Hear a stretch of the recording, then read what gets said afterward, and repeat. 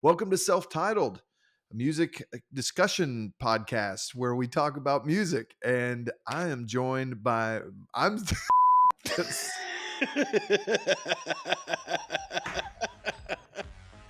what was that? Sorry. What happened to me there? I just fell apart.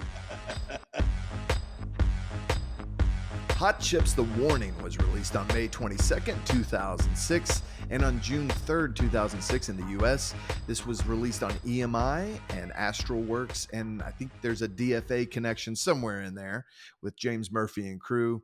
Produced by Hot Chip, this was the second full-length studio album in Hot Chip's discography. It was nominated for the Mercury Prize, included in multiple year-end lists. It's the album where Hot Chip broke bad, showed everyone that they're not so laid back after all. This is what happened when Hot Chip decided to step up their game and give listeners music they could dance to. Welcome to Self-Titled. My name is Seth Sparks. I'm joined by my co-host up in South Central Kentucky, Mr. Josh Best. How you doing, buddy? I'm doing great, man. How are you doing? Doing great. I've spent the last how long have we been talking about doing this? 3 or 4 weeks? I think we had a lot of prep time for this episode, and I've spent a lot of time in the Hot Chip world, not just with the Warning, but like all of their discography. You and I have gone back and forth a little bit on like some of the YouTube videos that we find out there, and it's been fun, man. I don't know about you, but like boy, they really are impressive when you go and you watch how they interpret a lot of these songs from the Warning, like into a live setting. I don't know. I feel like you had the same experience of that as I did. Yeah, and like some of the albums we've talked about previously, Hot Chip's one of those bands that just kind of fell off my radar, and so I've had a good time getting reacquainted with them. And yeah, this is an album that hit me immediately, struck a chord with me immediately, and I gravitated to it and wore it out. I don't think I ever thought about um Hot Chip ever playing in any kind of venue except something where they're playing to a crowd that's dancing, to a large crowd that's dancing. So some of those videos that we've seen them play where it's kind of scaled back into a smaller venue setting was amazing to see some of that and some of that musicianship that they have. So yeah, I've had a lot of fun getting into Hot Chip. I think the one that we both really focused in on was that NPR Tiny Desk performance where they did play a couple songs off this album. They played Over and Over, and I believe Boy from School is on that one. But man, I mean, they're an older band at that point. A couple of the members aren't there.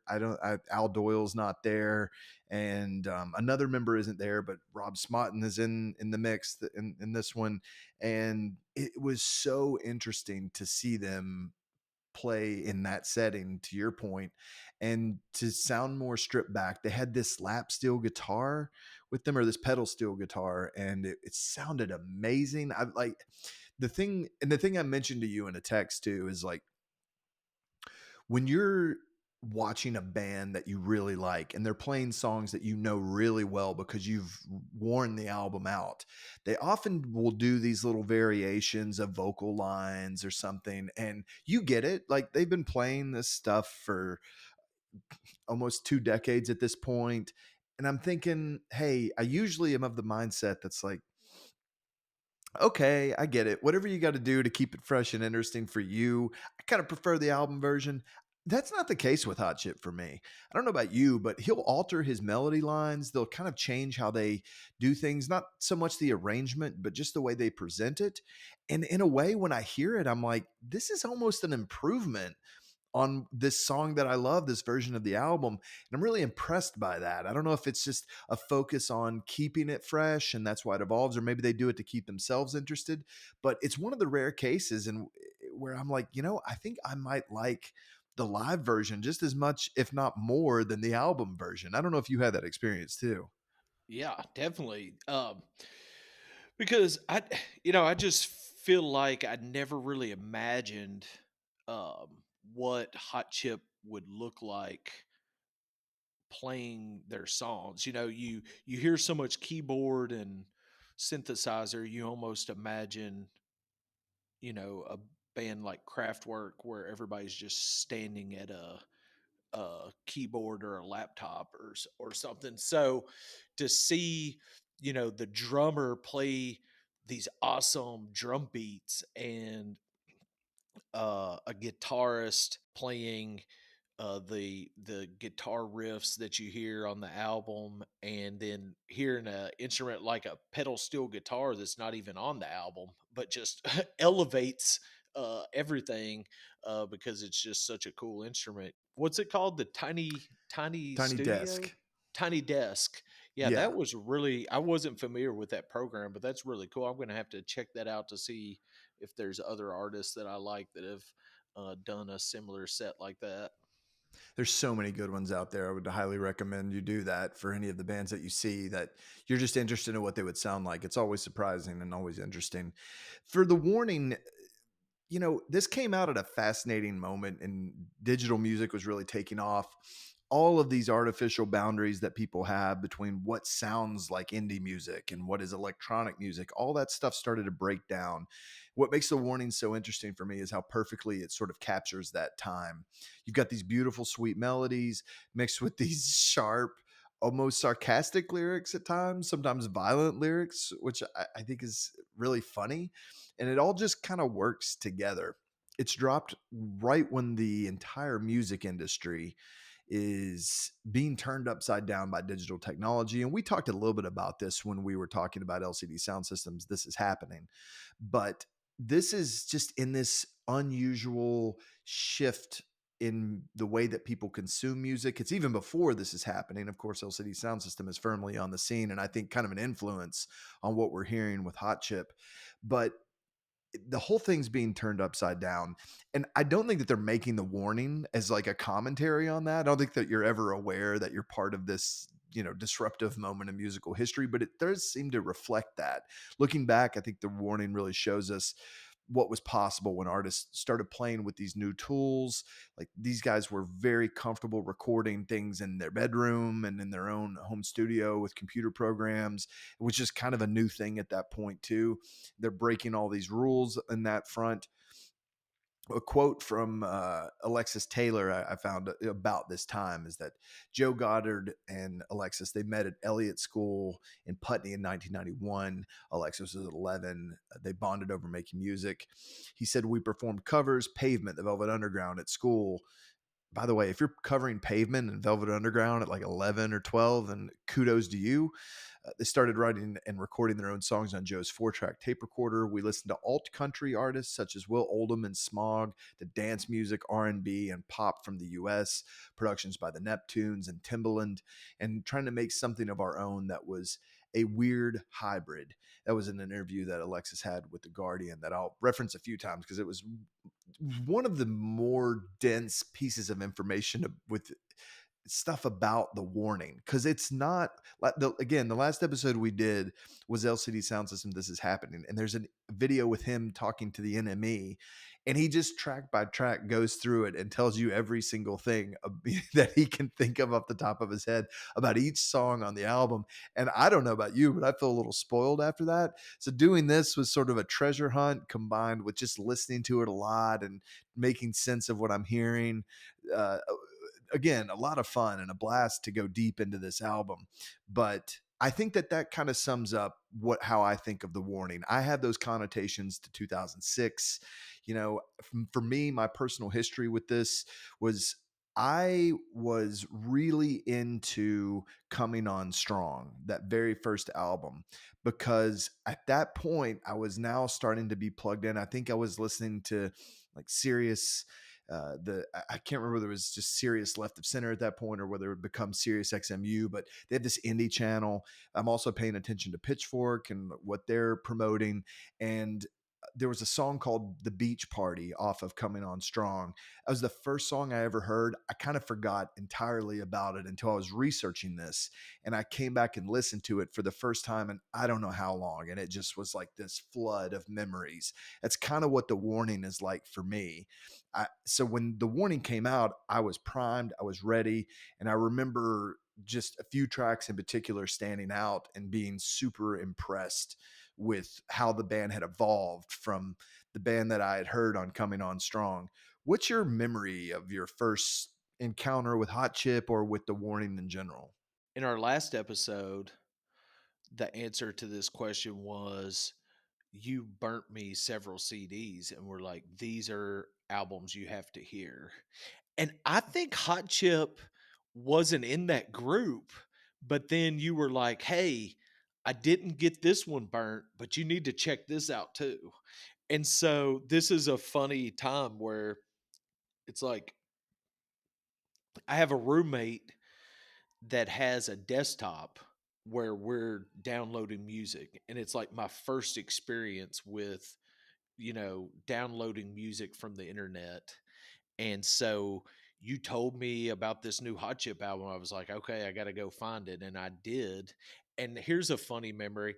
I had this MP3 player that was like an Velcro strap that you strap to your arm so you can work out, wear it while you work out.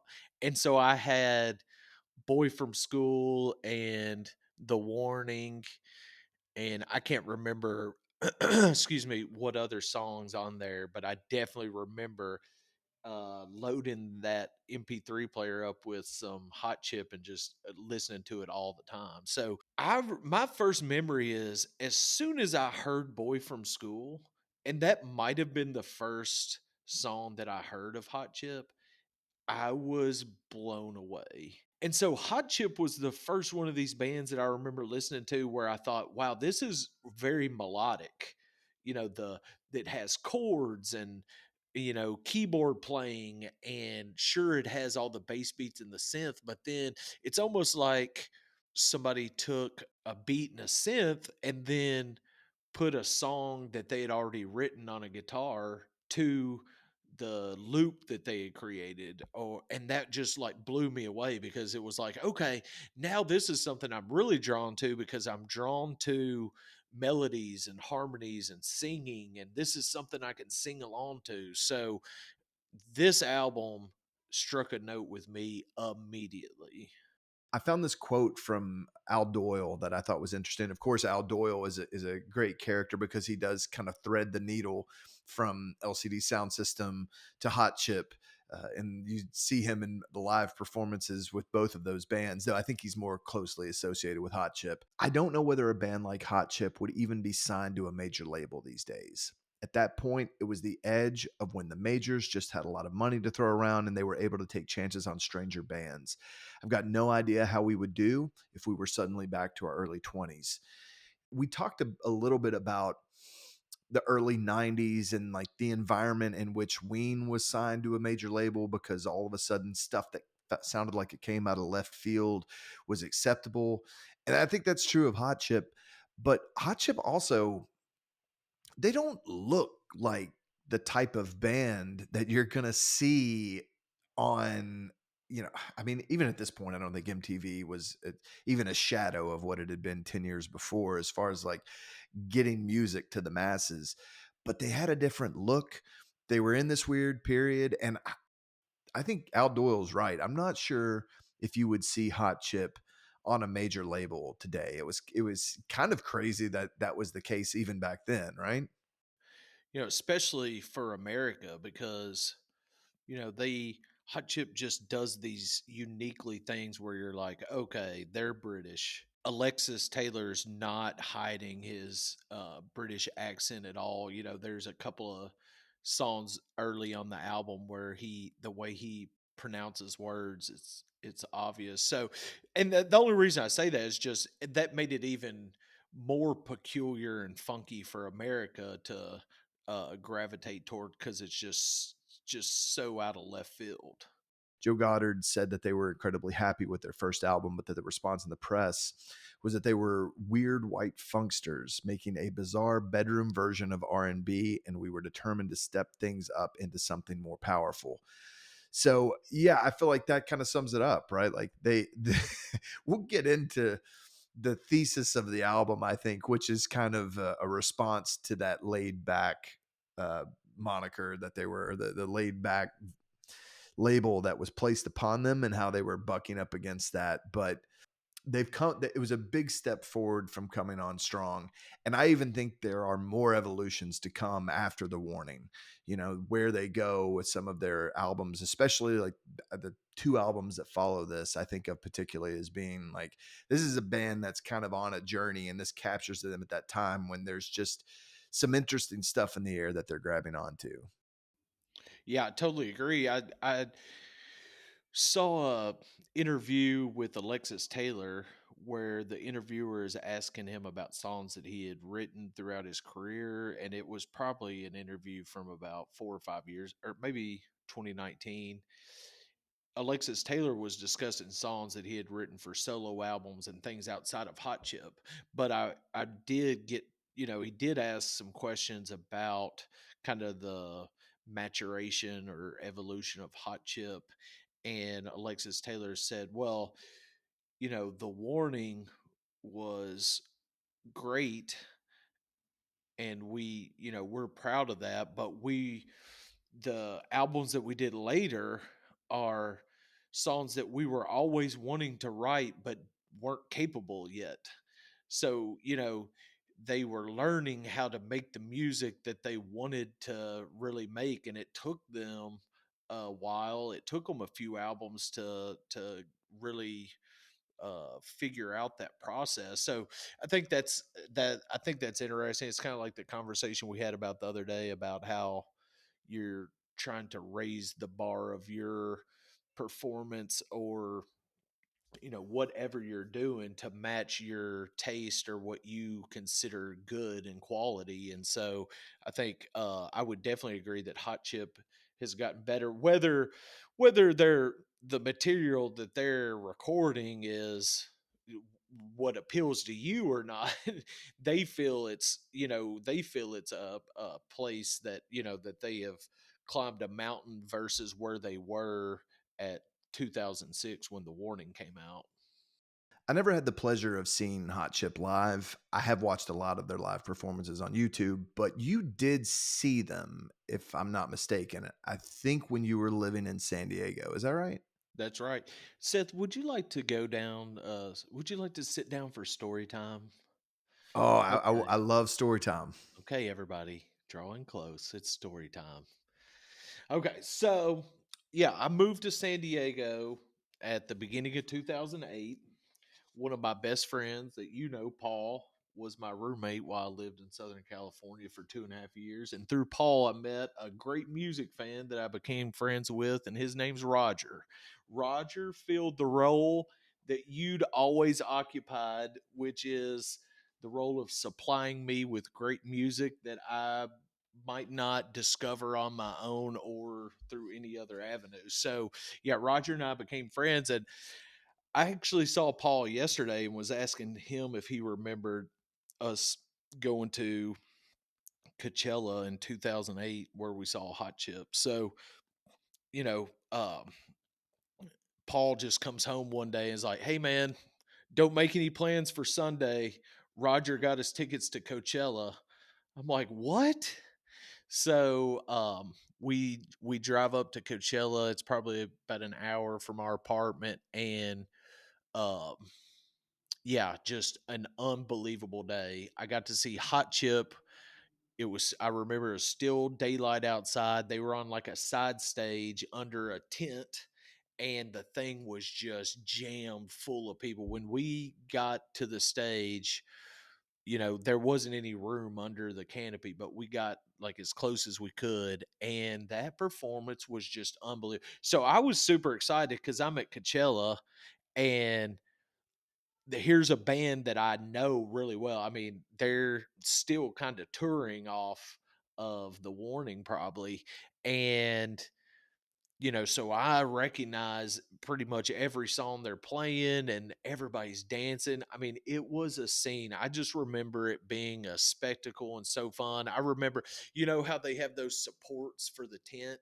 I remember there was people climbed up the poles, like 8 people just hanging off the poles on each side, like so they could get a view of the stage. And I found that performance on YouTube. The quality's not good. Like there's probably 3 or 4 posts of their performance from Coachella in 2008, and it seems like all of them are from like a somebody holding a cell phone or something, or like a camcorder. So the quality's not great, but it's kind of cool because I could not see the stage. I had no clue what's going on the stage, and I don't think they had any like big screens or anything. So it was kind of fun to see somebody else's vantage point where you could actually see the stage. And um gosh, Joe Goddard's fun to watch during his live performance when he gets to dancing and he gets to like twerking it while he's doing his thing on the synthesizer or whatever he's standing behind. But yeah, super fun. And then after Hot Chip, listen to this. After Hot Chip, we go to the main stage where we saw Dwight Yoakam, Portishead, and Kraftwerk. Wow. And guess What a who? lineup. Yeah, and guess who played after Kraftwerk? But we had to leave because it was a Sunday night and everybody had to work the next day. Prince. Whoa. Prince played after Kraftwerk, but I wasn't driving, and it was like, oh man, it's just late. We gotta get home. So we missed Prince. But man, what an unbelievable day. Hot Chip, Dwight Yoakam, Portishead, and Kraftwerk.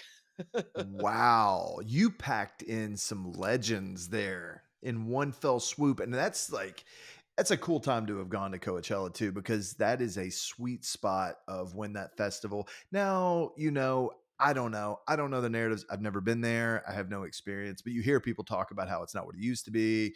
You have a lot of people sort of posing for their Instagram at Coachella. I don't know if that's true. Maybe it's still a great vibe. I don't know, but I feel like it was indisputably a great vibe back in 2008 when you went. So super cool that you not only got to see Hot Chip, but I mean, those other bands put on a great show too. Dwight, I've seen Dwight here in Nashville, around Nashville, and man, he's amazing live. And then of course, like the legends. I mean, half of the music that we've been talking about recently, and we have a couple more coming up soon in future episodes that are going to be this dance heavy music, or at least danceable music. And I feel like so many of those roads, if you're like mapping out a family tree, go back to Kraftwerk. So the fact that you got to see, Hot Chip and then kind of go back in up through the lineage and see Kraftwerk in one setting is just like super cool. Yeah, my friend Roger that got the tickets, the reason he wanted to go was to see Kraftwerk. And Roger, I would say he's maybe like um I don't know, a few years older than us, maybe like 5 to 7 years older than us. So maybe well, Roger was just a huge music fan, and he reminds me of you, where his knowledge is just of these older bands is just vast. And I reconnected with Roger today for the first time in probably 12 years.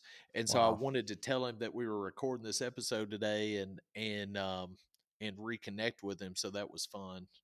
That's awesome. Well, shout out to Roger. He steered you in the right direction on that one. We're gonna dive right into the track listing here and get started with the opener of this album, which honestly I hadn't sat down and listened to the Warning start to finish in a long time when we started prepping for this. I used to do that a lot, but I kind of forgot about some of these tracks, and I don't know how you can forget Careful because it kind of smacks you in the head with a shovel, but I think it's a great opener for the album. The first like 27 seconds, you kind of think like, okay, here's the band that did Coming On Strong. And then it just wallops you into this new incarnation and it teases some of the stuff that we're going to see. You know, I think it shows their ability to balance dance music with vulnerability, introspection. I don't know. It's wild, but I love it when the beats drop out in this song, and there's sort of that exultant synth, sort of a synth pad type of sound underneath, and then it makes it even more impactful when things kick back in. I feel like the lyrics seem to kind of warn about various dangers, the importance, or the talk about the importance of being cautious in life's unpredictable journey. The lyrics that stand out to me are every year about this time of year. I'm with you as if you are here. I remember the way it felt through you and all we could do. I, you know, the rhythm and the way that it's sung, you can read lyrics, it never does justice to how they sound within the context of the song, but there's just this emphasis on memory, maintaining closeness with loved ones. Perhaps that's suggesting that care and caution extend to emotional connections as well as physical safety. But there's a bit of a danger about this song that I like, that's sort of teasing what we're going to expect and how that's different than the hot chip that we've heard before. I think contrast is a good uh, word for this album. Um, and what probably makes Hot Chip what it is, and I think a lot of that contrast comes from Alexis Taylor and Joe Goddard's collaboration. Because when you hear them talk about writing songs, a lot of times it's Alexis has written a song on a keyboard or on a guitar and then brings it to Joe. And then Joe is like, man, that's cool. Now let's make it a disco song. So it's like, and when I feel like when Hot Chip or somebody from the UK talks about disco in this era, they're not talking about like Donna Summer, and they're just talking about like a dance, a club scene, like a something you would hear at a DJ set. And so, yeah, I think that's where you get all this cool contrast. So yeah, this song starts out, it's like, oh, this is soft and sweet and pretty, and then you just get smacked with all these like effects, all these like DJ effects, and then you get those lyrics that you just read as sung by Alexis, in which I feel like Alexis only sings in this like kind of timid, soft way, not to be not in I'm not b- describing it that way condescendingly. I'm just saying that's kind of his style. That when you hear him speak, that's how he talks. He's a soft-spoken person. His melodies and harmonies are it's never with any sort of aggression. It's all in passivity. And so yeah, so they play on that contrast in this song, and it just continues throughout the album. Absolutely. That is such a good point. A couple things come to mind, which is first of all, I think one of the more interesting things about what happens in the UK, and even to go further back into the disco world, which is a lot of the bands that were coming out that you would call new wave or post punk bands, especially in England. In America, we had this whole thing about how disco sucks and all of this. There was never that in the UK. They kind of embraced it. And even like the kids who would go on to do more punk music would listen to things that were more disco and be okay with it and be open minded and start to incorporate that in the music, which is interesting that you do hear a lot of very danceable music coming out of UK artists, and they're just more open to it, I think, in general. Whereas there's this sort of negative connotation with a lot of the artists in the US. And then, yeah, what an unlikely frontman, and vocally as where is just aesthetically, and I think that's one of the things that makes Hot Chip so unique. And you're right, it spills over into so many songs on this album, including Boy from School, the next track, really a signature track about outsiders, those vulnerable vocals sung sweetly, exactly like you said. It has that steady hypnotic bass line and that equally hypnotic synth riff. This song sounds like it's reflecting on feelings of alienation, not fitting in, especially during school years, obviously, explores themes of social expectations, struggles of conformity, and the eventual realization that everyone goes up and feeling somewhat out of place. Long hours, don't you know we try? We try, but we didn't have long. We try, but we don't belong. And that sort of repetition of that as they go on. We try, but we don't belong. Pretty good encapsulation of what the members of the band probably actually felt, but also I think what would resonate with an audience, people that are watching Hot Chip that who can't identify with that to a certain extent. Boy from School is such a unique song. I don't think there's a band that could write this song other than Hot Chip. That's a good point. Yeah, this is Hot Chip at its best, in my opinion. This song starts with that synth riff you're talking about, and and the dance beat just from first beat of the song, you're just immersed. There's no build up. It's just boom, and you've got to be up dancing. I like how in the chorus the drums drop out for a dramatic change of pace, but the synth riff continues to be in the background and keep the song moving. Um, I did some through some research. I saw that Alexis wrote this song on a Casio keyboard, and Hmm. it was a mournful song that channel, like you said, channels memories and feelings Alexis had at school and in a relationship that he had when he was in school. And so I think the story Alexis told was he and Joe's brother were working on another song, and they were taking a break. And um, Alexis attended school with Joe's brother, and it had him thinking about, oh, when we were at school, and he started writing this song on the keyboard. And pretty much kind of wrote this song while they were on break. And when they came back from break, he played it for Joe, and Joe was like, "Oh man, that's great. Let me turn it into a disco song." Yeah, what a combo those two. I think you're right. The strength of so much of this stuff comes down to the interplay between those two guys. We get into colors. This was recorded in their Putney home studio. I love the gentle melodic approach in this song, especially the fact that it's such a fast-paced song. I think you could take this same song, imagine another band cutting that BPM in half and having it be like just half the speed of this, and that's how a lot of bands would do it, but that's not how Hot Chip does it. I think that's one of the strengths of this band. It could be interpreted, I think, as some sort of exploration of just perceptions, emotions, sensory experiences, but the repetition of colors might symbolize sort of this overwhelming variety of life experiences. But the lyrics that really stand out is just bursts are where I find a face. Bursts are made to color me rich. And yeah, this song is one of the songs that people talk about when they talk about this album, and it has everything that we've talked about. There's a sound in it that is, and this happens a lot in the album, where it's almost toy like there is something like that. Casio doesn't surprise me, especially if it was more one of those old school, smaller Casios. It makes total sense that this would be written on something like that, if colors was like that too. So yeah, I feel like that's something that they leverage throughout the recording process of The Warning, and colors is yet another example of just like, where else are you going to get this other than Hot Chip?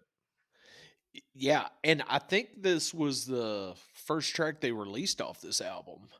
From an interview I found an interview on YouTube.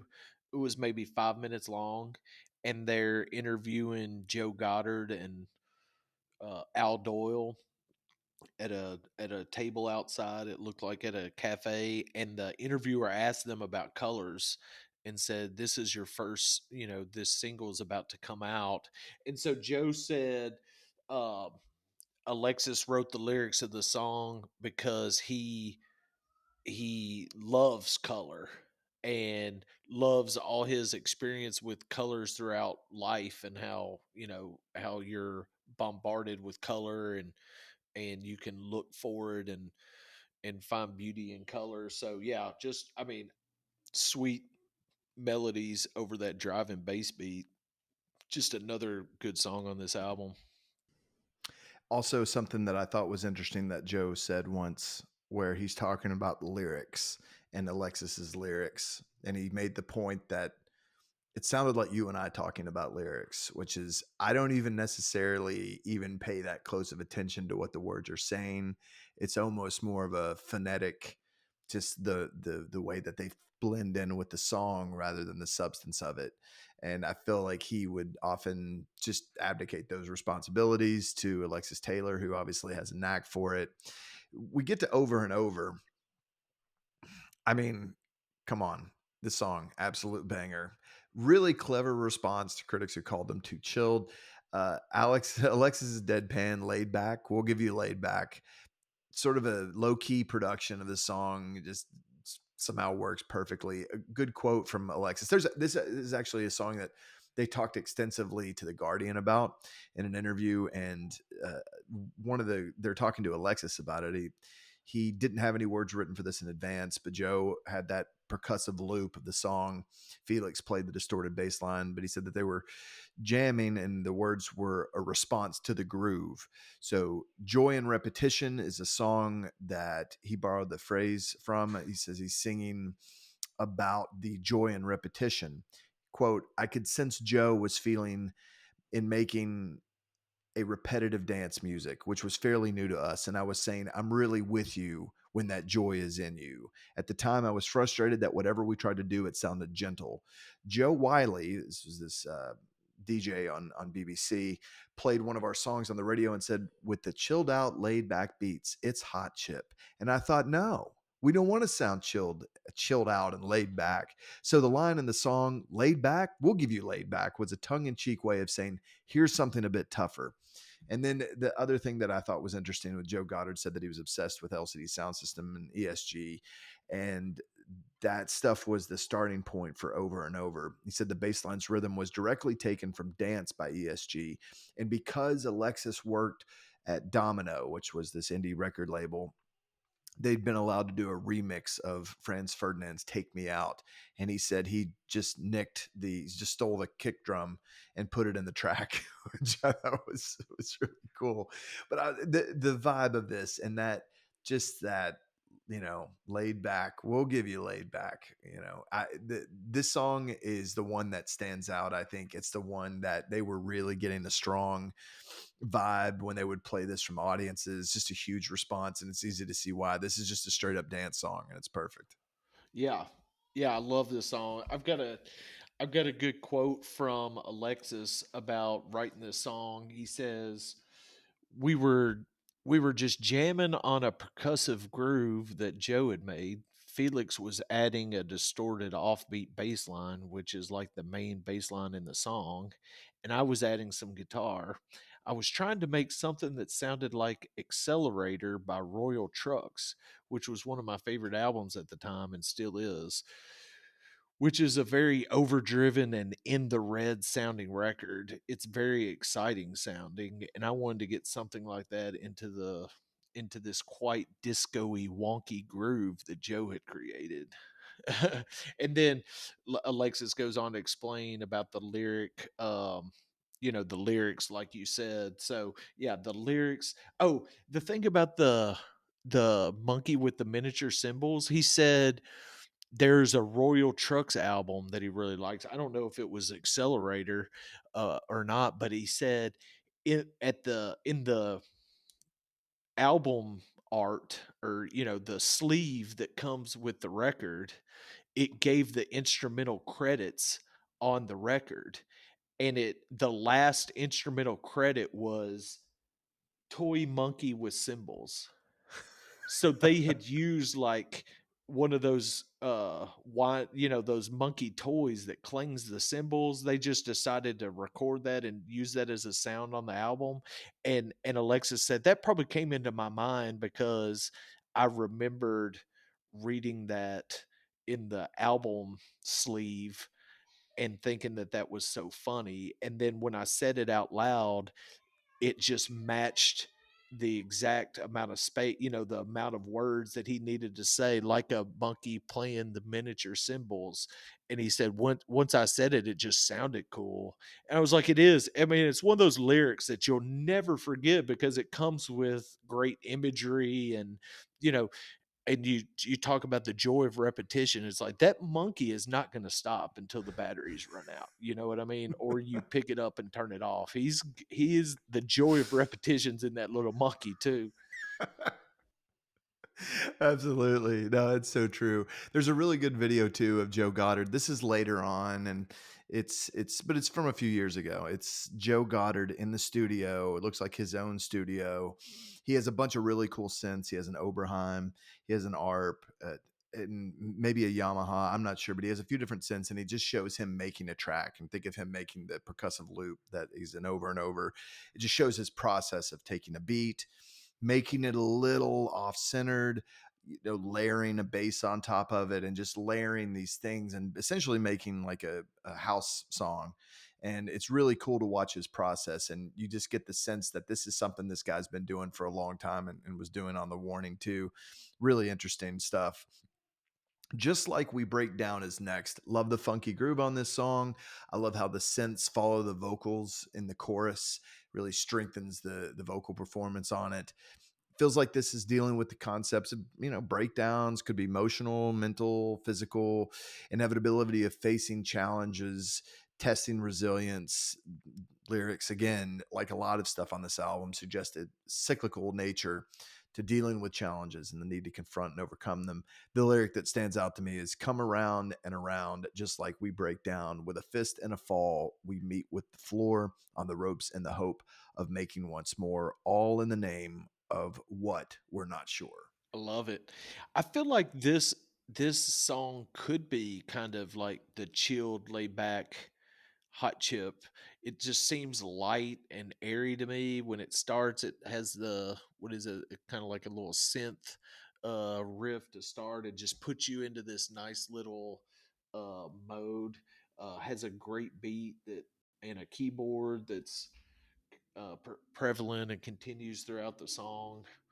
And then after about 90 seconds build up, Alexis comes in with the vocals, finds another unique melody that contrasts the instruments in the background. Later in the song, there's a cool synth line that replaces the vocals. And yeah, this is, and then, like you said, Joe and Hot Chip just ties all these layers together to create a cool song. Then we get into Chaparian, and wow, this is quite a twisted track, and one that I kind of forgot about. Kind of again, surprisingly aggressive lyrics. Watch yourself. I come with a smack. Ironic with all of these aggressive lyrics coming from such an unassuming band. I think that's kind of the power of it. Love the heavy synth bass. Sean Fennessy writing for Pitchfork, which was kind of a surprise to find out. I like Sean Fennessy a lot. He's on the Ringer these days, but I didn't really realize that he even wrote for Pitchfork. But he had a review for this album. He's the one who wrote this review. He said that Chaparian is needlessly jagged on an album full of round edges, which I can see. It does stick out. I think the darker, more aggressive tone of this song could be expressing, it's hard to say, some sort of inner turmoil, conflict.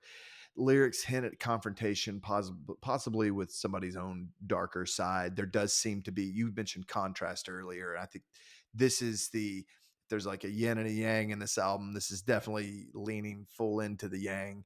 And I really, I find it to be a fun song. I've hit you hard. It's time for some bounce. I've left a scar. There's blood in our dance. I rock the claustrophobic dance. Now fix yourself. Your heart's in my lungs. It's like, wow, okay. We are cooking now. So with Chaparian. I think that's a harsh criticism or, harsh critique, because I've when I hear this song, to me, I almost hear that like Hot Chip doing a song like American hip hop or, Mm, like using like a different flavor. mhm. So and I think that's why the lyrics are maybe abrasive and aggressive because they're almost coming at it of like, I'm gonna make a hip hop song. Because to me, those like little fills, this song to me sounds more like Joe created a loop with lots of effects and then says, okay, here's what I've done. And then Alexis comes up with something to go over that, which I feel like is one of their styles, but most of their other songs are done in a style where maybe Alexis wrote the song and then maybe Joe heard that song first and thought, let me put something to it. I don't know. I'm just speculating, but I think it's cool because it just kind of, rather than it being like something quirky or strange, something jagged on a record that's got a bunch of smooth edges. I just think it's interesting and breaks up the monotony of what they're doing and kind of fun. So I like this song. I do too. I think that there is something when you come back to the takeaway from this album, which I think you're right. It's about contrast. This really cements that. And without the album, I don't know if you would feel that contrast quite as heavy. So I think it plays nicely into the overall sort of thematic arc of the album. Look After Me on as contrast to the previous song, such a smooth song. This is one of my favorites upon re-listen. I don't think I paid as close of attention to it to begin with, but very R&B influenced. The Drowned in Sound had a review of this at the time, written by Gareth Dobson. He said it was a modern take on Walk On By, which I thought was an interesting thing. Alexis Taylor has cited R. Kelly as an influence. I can kind of see that on this and on a few different places in this album. D- that line, every time I see your face, I break down and cry. It's really raw, vulnerable, sort of almost a ballad, but it has the hot chip groove going on to it. Seems like just an emotional plea for mutual care in a relationship. But again, vulnerability. This one, the thing that sticks out to me, the lyric that I keep hearing in my head is every time I see your face, I break down and cry. I see it in your family as they walk on by. Come back to me and I'll come back to you. That's something we don't always do. Yeah, this one I think upon re-listen is definitely a standout. Yeah, this is a R&B song straight up.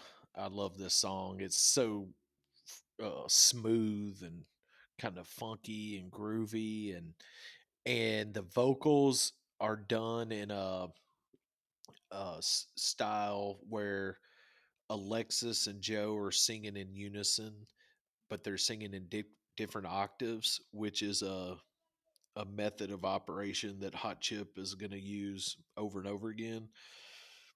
But yeah, I think this is so cool. Yeah, it was interesting earlier that you talked about how they had all these influences from American pop music like R&B and hip hop and I don't know, top 40 pop or whatever, but yeah, you can definitely hear it in this song. And I think, one of my favorite parts about this song is when those strings come in later in the song. Yeah. The string, it's like those old R&B songs, the strings just come in and it's so sweet. But yeah, another great song. Get to the title track, The Warning. Gotta love a good title track. Uh, Playful threats over minimalist electro. Perfect example of Hot Chip's sense of humor. These beats that are kind of, I don't know, just cutting in a weird way. There's this high end to them that really cuts with these minor key undertones. I'm a sucker for that. One of the best songs on the album, one of my favorite Hot Chip songs. Takes such a mournful vibe and to pair it with like Aphex Twin like beats and then add on those funny yet threatening lyrics sums up Hot Chip really well. so okay, I remember this was one of the songs that I used to burn. If you were into indie music at this time and you had the ability to burn CDs, I was always putting this on a mix. So I always had this on a mix. I remember I would play it around when we were hanging out around this time in 2006. And there's this line, one of our friends, he just heard the song a lot, but didn't know the name of the band yet. And so he thought that they were saying hot shit will break your legs, snap off your head. Hot shit will put you down under the ground. And I don't know, that stuck with me. I really like it. Probably some of my favorite lyrics on the album, but now that's just what I hear in my head. And I always get a good chuckle out of it. But what a great song. Yeah, gosh, most of the time the title track for a reason, and it is on this album too. Great song. Uh, I mean, uh, you have this beautiful melody, and um, the instruments are so pretty. But then, like you said, you get this super cool up tempo drum beat, and then at some point in the song, there's like in the xylophone in the background, like doing something. But yeah, I mean, this is just one of those tracks where if it was, I don't know how it didn't get bigger. If it was released as a single, I just don't know how this didn't, just strike a chord with a much larger audience. There's nothing in the world where the melody's broken. There's always some way to make a silence be spoken. I mean, really good lyrics on this album. I don't think people give Hot Chip enough credit for their lyrics.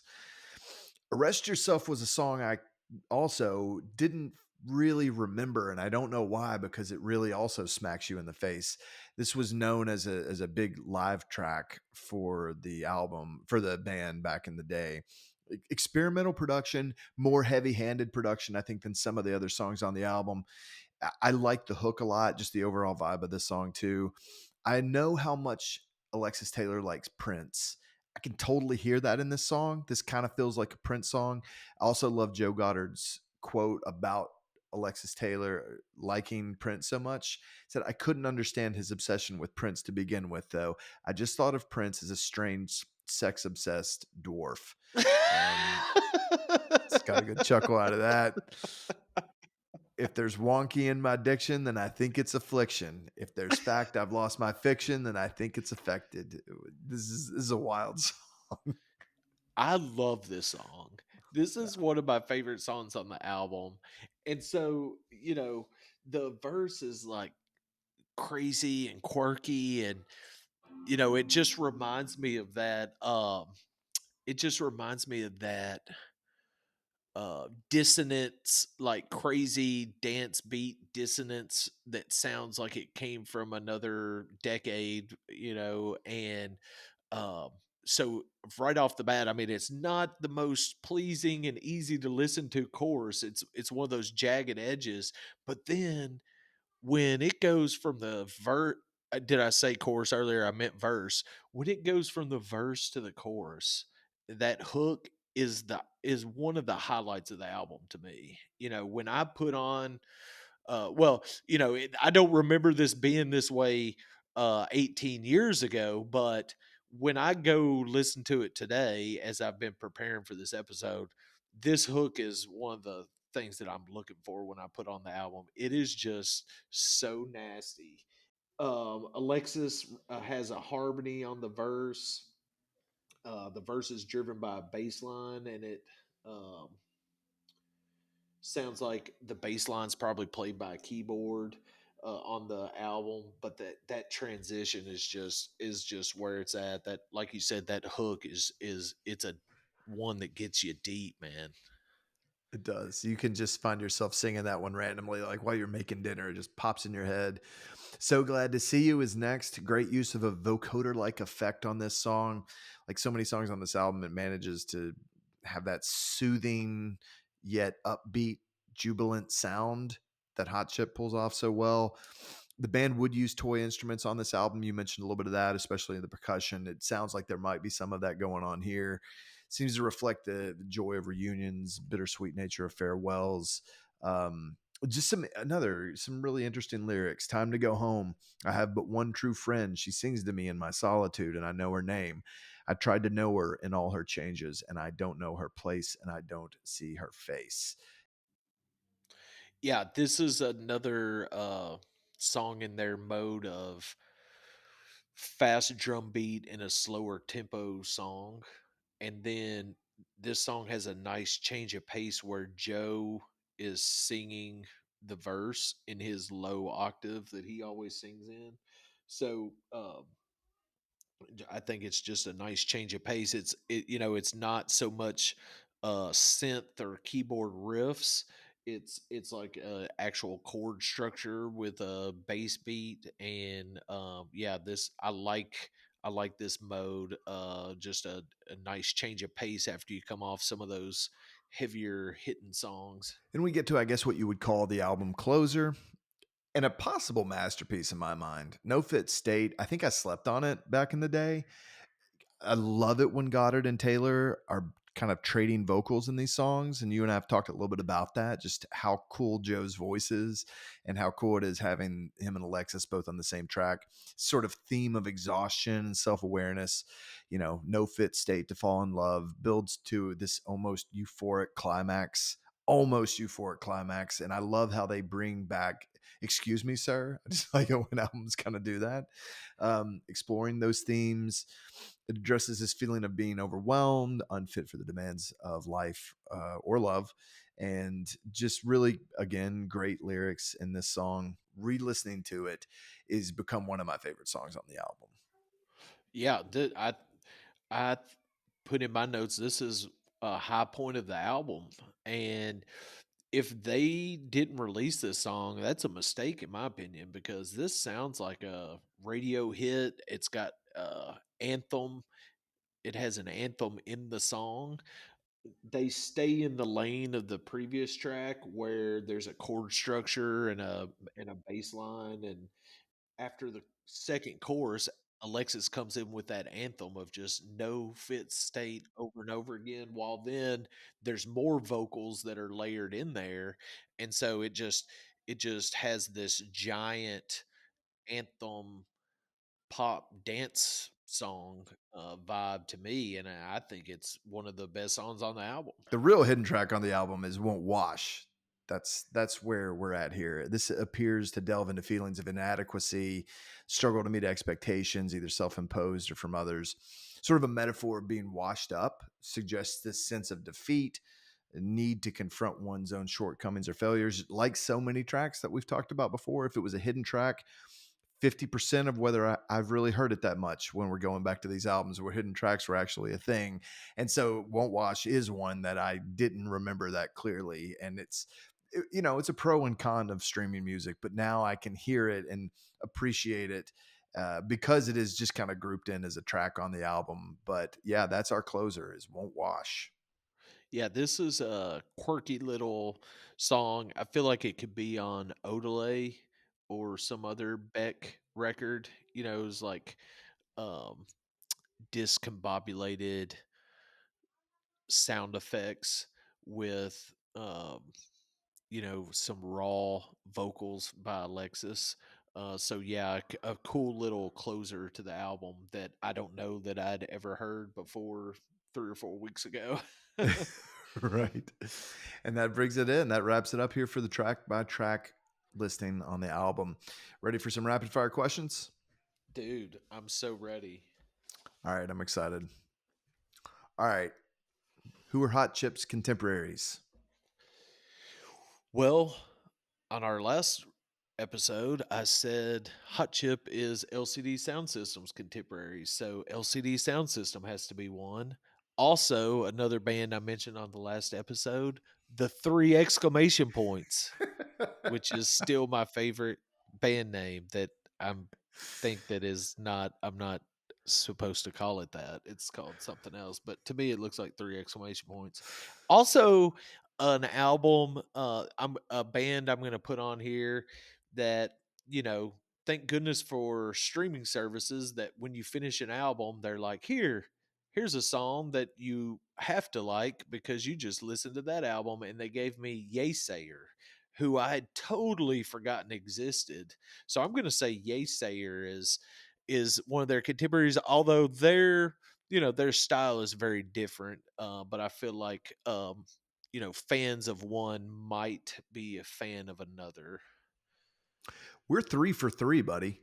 Are you LCD Sound serious? System. Yeah, those are the three I had as well. LCD Sound System, Chick, Chick, Chick. I'll just call them that. That's the thing that I hear most commonly called with the three exclamation points and the Yaysayer. So, yeah, our heads are in the same place. And you kind of reminded me about Yaysayer. I think you were kind of like, "Do you remember this?" And I heard it, and I was like, "Wow, I used to wear that out, and I forgot all about it." But yeah, Yaysayer, that album was really good. That came out around this time. What's your favorite lyric on the album?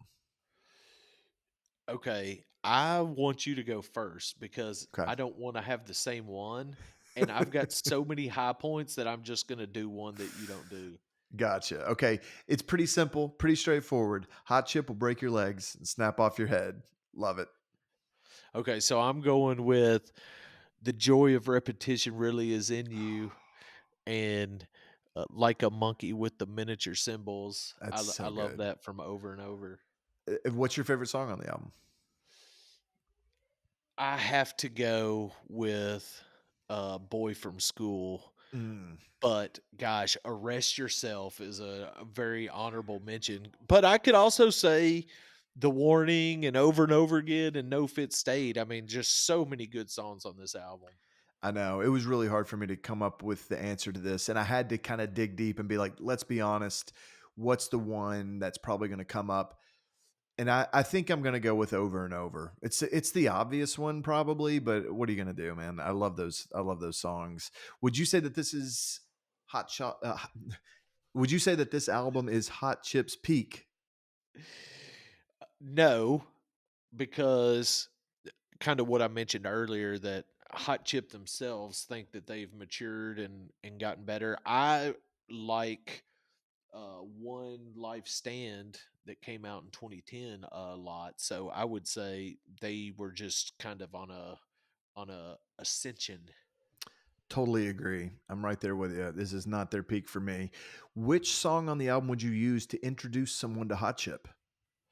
I'm going with Over and Over. Mm, It's yeah. just such a classic, and it's just you said that they that was the song that got the most response from the crowds that they played to, and that interview with Alexis Taylor that I mentioned earlier from 2019, he when he talked about writing this song, he said probably Hot Chip's most famous song, Over and Over. Yeah, I think I'm gonna stick with Over and Over on this one too. If The Warning was a movie, what movie would The Warning be? Well, after what you said earlier on a little slip up, I really want to say Hot Shots, but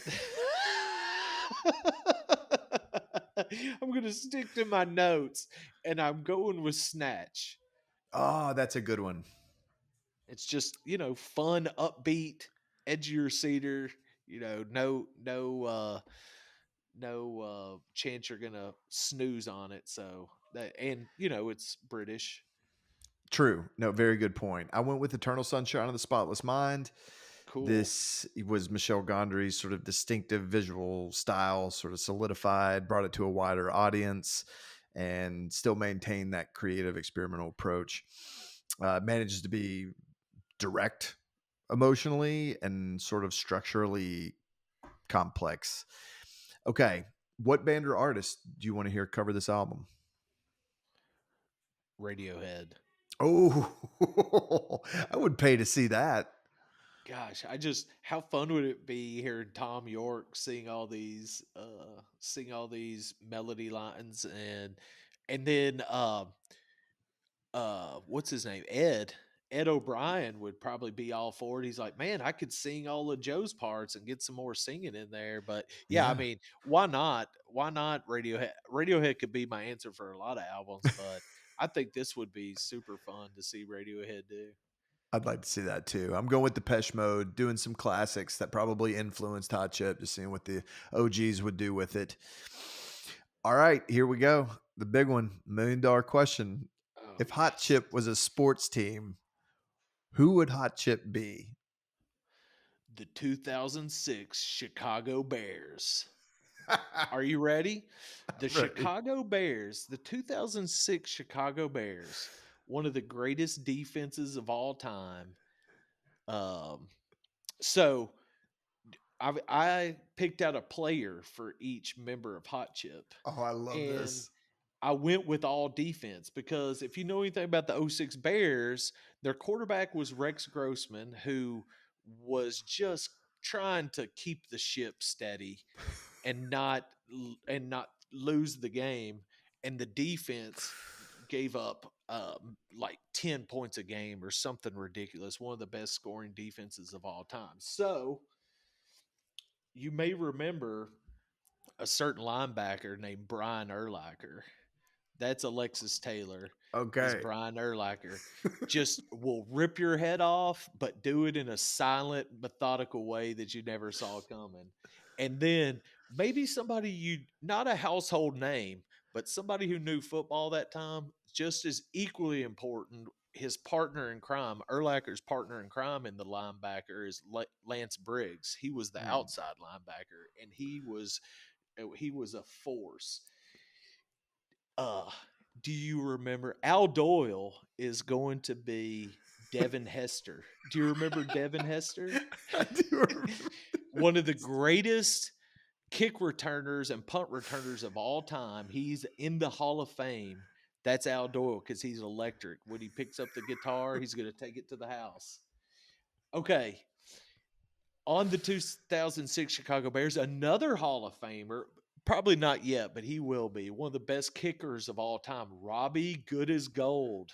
That's going to be Sarah Jones, Steady Eddie. You don't know how she's playing these drum beats, but she never misses. Then we've got Owen Clark. Owen Clark is Charles Peanut Tillman. Do you know Peanut Tillman? If you watch a football game this season, this upcoming season, and you see a defensive player punch the ball out of somebody's hand, you will hear a commentator say that was the peanut punch. Charles Peanut Tillman um, made punching the football out popular, and Owen Clark is that defensive threat that will just rip the ball out of your hands. And I think that's oh no, I've got Felix Martin. Gosh, I think I missed one here. Okay, Felix, let's see. Let me think of another okay, so Felix Martin is going to be Mike Brown, devastating safety that would just knock you and separate you from the ball. So that's hot chip as the 2006 Chicago Bears. Oh, my face hurts. My face hurts from laughing so hard. That's amazing. That well done, sir. I think you're gonna take the crown this week. Okay, so I went with another team that you're probably familiar with. Again, this is definitely not a household name. So I started thinking about it. I started thinking about five core members of this band, right? So five is obviously going to take me down the basketball road. And I landed on this might surprise you, but the 1997-98 Stanford men's basketball team, Oh my goodness. led by 5'11 Arthur Lee at point guard. That would be our Alexis Taylor, and 6'9 Mark Madsen, Mad Dog Madsen, would be our Joe Goddard as their bruising big man. They made it to the Final Four before losing to. The Kentucky Wildcats. That's right. Obviously prestigious academically, so smart guys. So keeping it in Stanford I for the love it. intellectual aspect of it. They have a decent basketball history. Stanford does not necessarily considered a traditional powerhouse like Duke, but still, they have their own right to be at the table. Also had players like Pete Van Elswick, Tim Young, which makes them notably white, and reached that high level D1 team of that era. Considered one of Stanford's greatest team ever, finishing 30-5, reaching number 3 in the polls at one point, and then pulled off that huge upset against Purdue in the Sweet 16. Sophisticated, somewhat unlikely success story that earned widespread respect while maintaining their distinctive identity. Contrast between Lee's cerebral point guard play and Madsen's intense physical presence even mirrors the interplay between Hot Chip's intellectual songwriting and their more aggressive dance elements. So yeah, boy, I this love it. we just need to have a podcast where we just talk about what sports team are these different artists. Yeah, this is fun. I just love imagining Alexis Taylor in football equipment and just leveling some wide Just- receiver when he catches the ball over the middle. I am going to say though that when after Joe Goddard listens to this episode, he's going to be like, "What? I'm a way better dancer than Mad Dog Madsen." Do you remember those clips of Mad Dog dancing after the Lakers won the title?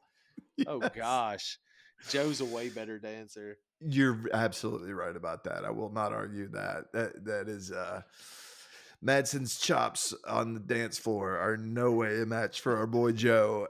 No doubt about it. Speaking of Joe Goddard, Quote, in terms of home recording, we were ahead of the curve. It was seen as strange to make pop R&B or hip hop influenced music from a home computer, but that's become the norm now. As a young musician, you think you need the seal of approval of going into a professional studio, but doing something that's unique and a real expression of who you are is by far the most important thing in creating music. You use whatever equipment you have in an imaginative way and express yourself.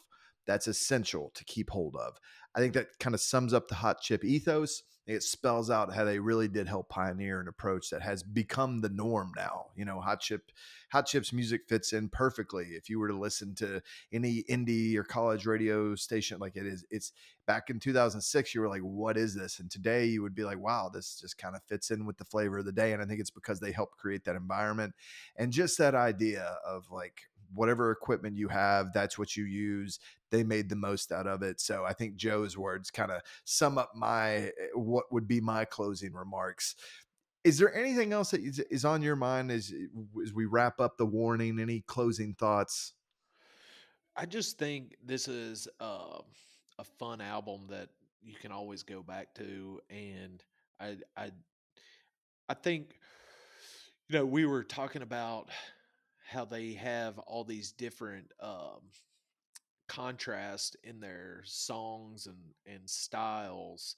What makes the contrast fun, where you say, oh, this song's melancholy or introspective but still has a dance beat. It's like, this is an album that you can play sitting in a chair, in on a rainy day in a room by yourself. Or it's a song you can play at a party with 30 people wanting to dance. So I think it's fun because it's interesting, and every track brings you something a little different. And then, like we've mentioned before, there's just some bangers on this album that deserve to be on every mix CD you want to burn for your friends. So so yeah, I've had a lot of fun discussing it, and a lot of fun listening to it a lot the last 3 or 4 weeks.